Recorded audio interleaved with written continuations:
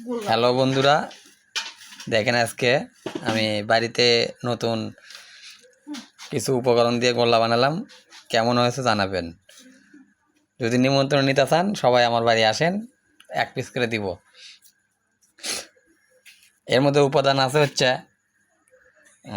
চাউলের আটা, মিক্স গুঁড়া দুধ, আর আর কি দিলেন, চিনি, ছানা, একটু জল, ময়দার আটা, তারপরে হচ্ছে সুজি, একটু সুজি, তারপর হচ্ছে সুন্দর সুন্দর করে জাল দিয়ে জিনিসটা তৈরি করেছি। দেখেন তো কেমন হয়েছে বন্ধুরা।